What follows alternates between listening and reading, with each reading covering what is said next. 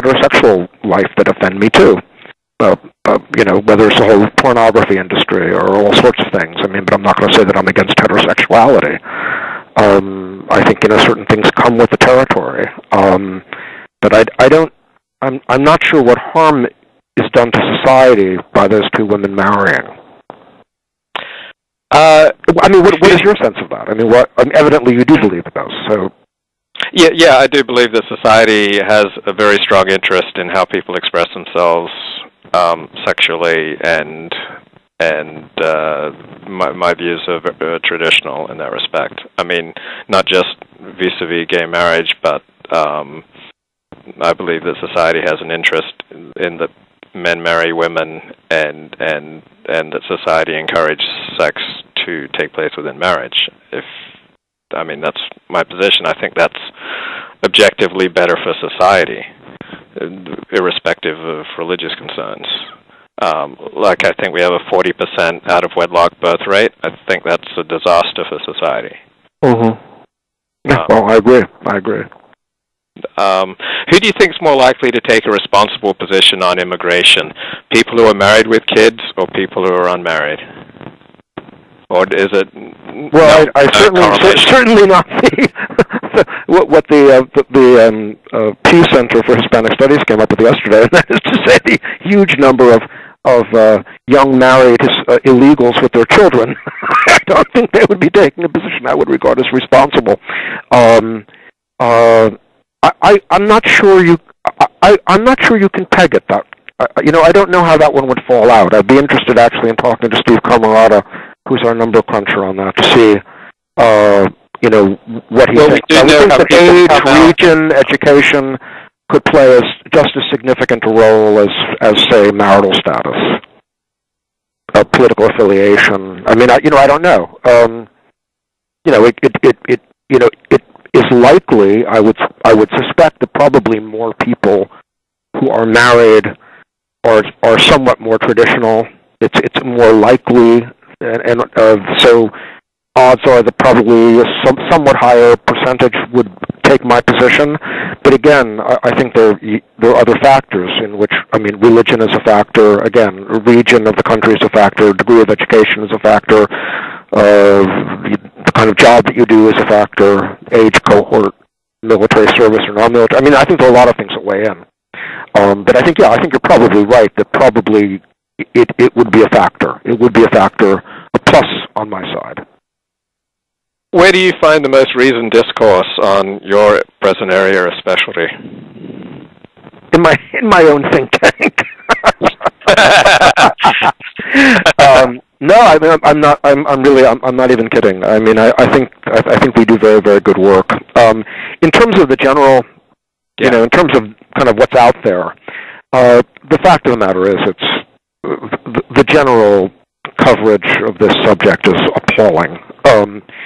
I don't know if you read it. I did it was one of my favorite backgrounds. I did a thing about media coverage of immigration during the primaries and the election. Front page?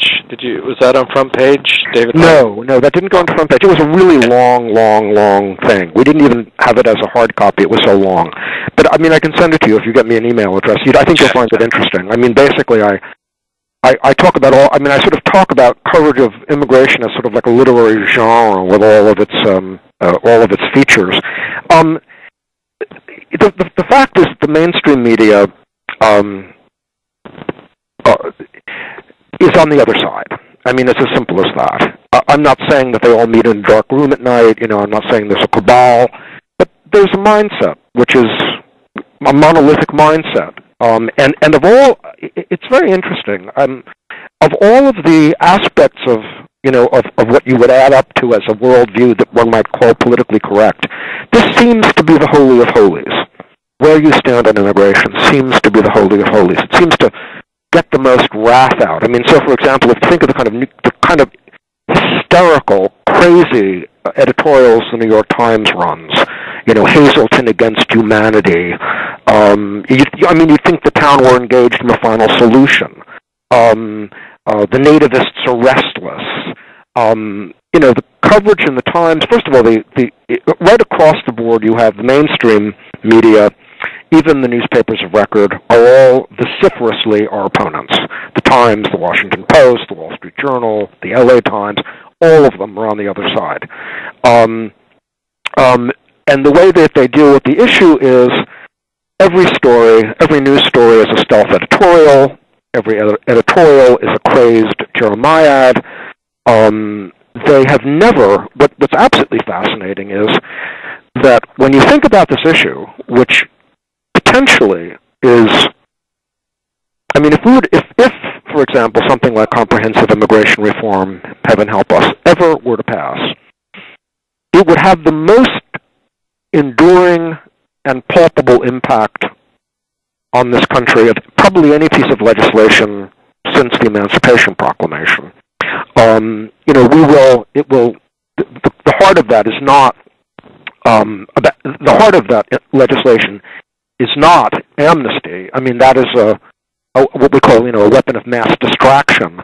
The heart of that is doubling legal immigration, which, given the way the system works, the engine of extended family reunification or chain immigration, it's going to mean 66 to 100 million more Mexicans here in 20 years. Even without that, if we don't do something about reducing population, the Census Bureau actually asked CIS to do a projection based on all the models that we have now for population growth with mortality rates and so on and so forth, about where we would be given the current patterns in 2060. And we came up with a 56% increase in population. We'll be half a billion. The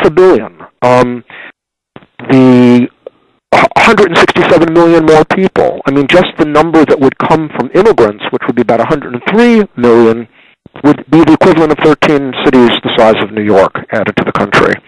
It's incredible, but here's the fascinating thing. Not a single newspaper of record, not public radio, not PBS, nobody has ever unpacked or written a story about what's in the bill. Now, that hasn't happened by accident. The fact is they don't want the American people to know. What the American people do know about this stuff, they hate. They hate amnesty. They reject it every single time. It was the American people who ended up defeating comprehensive immigration reform back in June 28, 2007. And by the way, it's coming up again. Obama's raising it again at a time when, can you believe it, we're hemorrhaging 600,000 jobs a month, and the feds are bringing in every month 140,000 people, both on green cards and on quote-unquote temporary or guest worker cards. And, the one thing you know about temporary or guest workers is they never go home.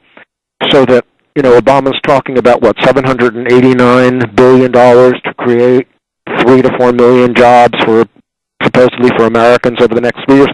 That won't even keep pace with the people we're bringing in. But nobody knows that. And what happens is, so first of all, the story is never told.